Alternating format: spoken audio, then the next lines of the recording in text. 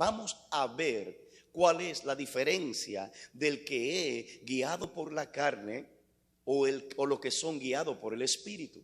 Vamos a ver cuál es la diferencia, cuáles son las evidencias que hay cuando el gobierno de Dios llegó a una casa, a una familia o a una persona o a una nación. Vamos a ver cuál es el fruto, cuál es la evidencia de cuando el gobierno de Dios no ha llegado.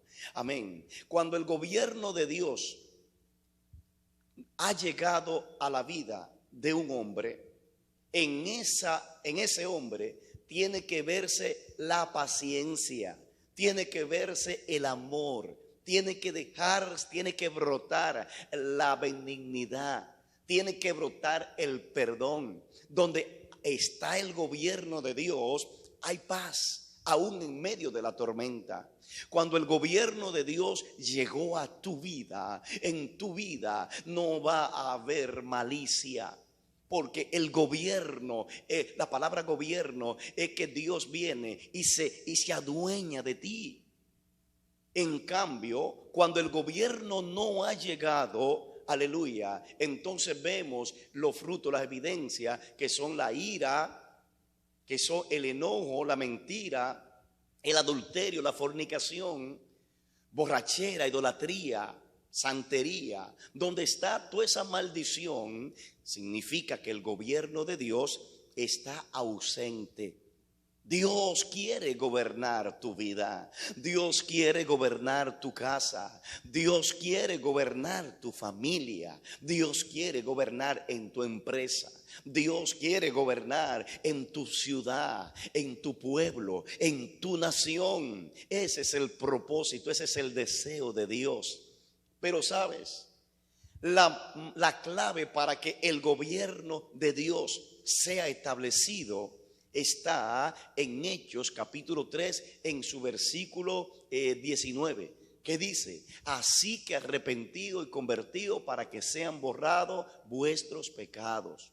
Entonces venga tiempo de refrigerio de la presencia del Señor. Aleluya. La clave es arrepentimiento de corazón. Cuando hay un arrepentimiento verdadero, aleluya, automáticamente viene la conversión. Y cuando hay conversión, viene el perdón del pecado. Y cuando hay perdón, usted queda libre. Y cuando usted queda libre, ahora el Espíritu Santo viene y gobierna y te convierte en un hombre diferente, te convierte en una mujer diferente. Entonces viene la prosperidad de Dios. Hay gente que vive en miseria, hay mucha gente que vive enferma, hay mucha gente que vive atormentada, hay mucha gente que no tiene paz, hay mucha gente que vive vida no deseable, simplemente porque no le han permitido que el gobierno de Dios se meta en su vida.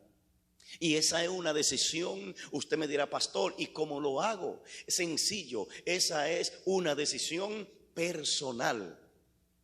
Cada uno debemos tomar esa decisión. ¿Cuál es la decisión? Darle el derecho legal a Cristo para que entre y gobierne. Porque hasta que no le damos derecho legal, Él no puede gobernar. Aleluya. El deseo de Dios es gobernar tu vida. El deseo de Dios es darte esa vida victoriosa.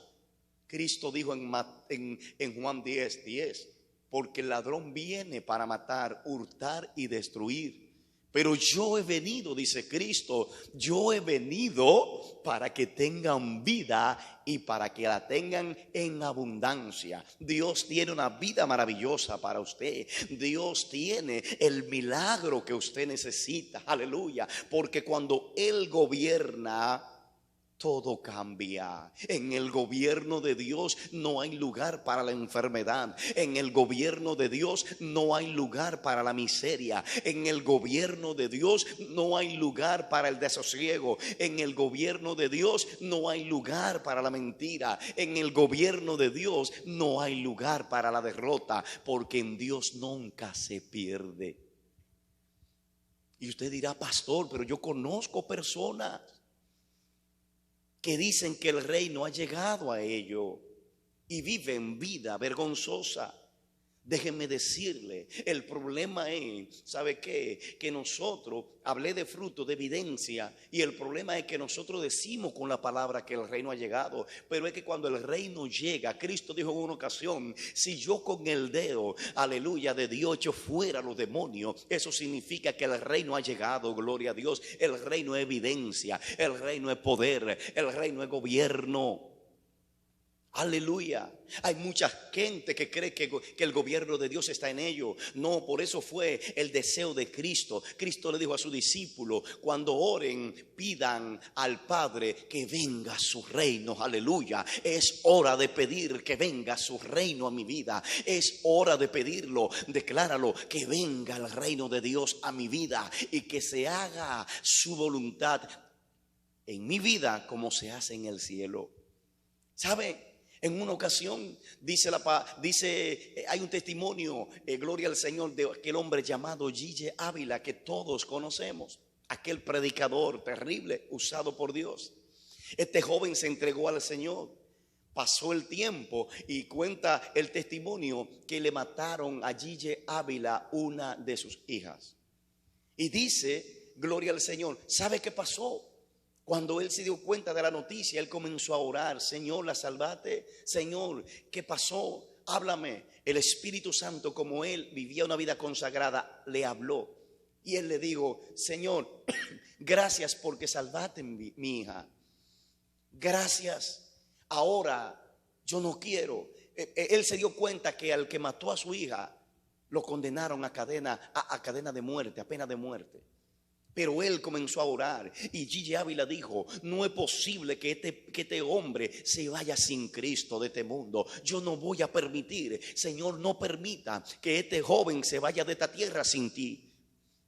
Y la gente le decía, G.J. Ávila, ¿qué va a hacer? Su gente de su alrededor, ¿qué va a hacer? Y él dijo, yo voy ahora para la corte, yo voy a hablar con los jueces, yo voy a hablar, yo voy a interceder, oren por mí. Y la gente, usted está loco, ¿cómo va a ser que va a hablar por aquel que mató a su hija? ¿Sabe qué? G.J. Ávila fue a la corte y habló y gestionó y se movió. ¿Y sabe qué? G.J. Ávila provocó que esa pena de muerte fuera cancelada a ese joven. Le perdonaron la vida. Él está preso, pero aún en la cárcel él está predicando el evangelio. Allí él es pastor, aleluya, porque G.J. Ávila se lo ganó para Cristo, aleluya. Eso es una vida gobernada por el cielo. El cielo gobernaba en la vida de este hombre. Sabe, en una ocasión recuerdo que fui a un lugar con un pastor. Y el pastor se le pinchó una goma de su vehículo y fuimos a un mecánico, a un tapagoma. Y cuando llegamos, el tipo se pone a trabajar, saca el tubo de la goma y dice, mire señor, este tubo no sirve. Y el pastor agarró el tubo literalmente delante de mí, lo estrelló en la tierra y dijo una palabra fea. Dijo que alguien le había robado, que lo había engañado. El joven que está ahí se queda sorprendido, porque ya él había dicho que era pastor. Y entonces él le dice, bueno, pero mire, allí venden tubo. Yo puedo ir a comprárselo. No, yo voy. Y cuando él sale, el pastor, a comprar el tubo, me quedo con el mecánico ahí. Y el mecánico me dice, ¿qué fue lo que me dijeron? ¿Que él es qué? Pastor. Y él me dijo, ese no es pastor. Y yo le dije, él es pastor. Me dice, no, ese no es un pastor.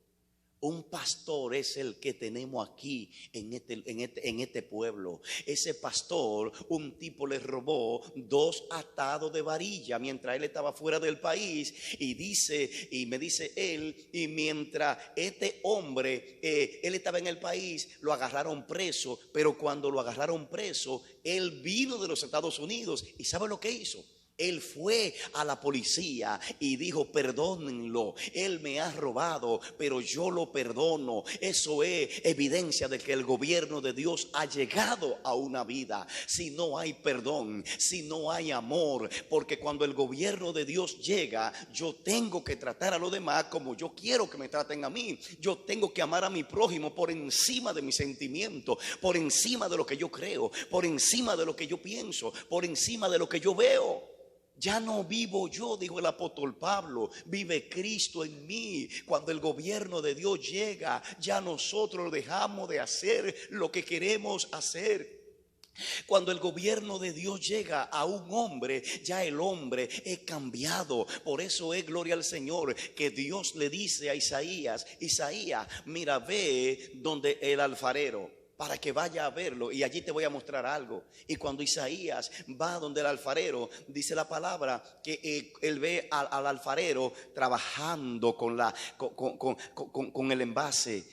Ahí él está trabajando, y eso es Dios.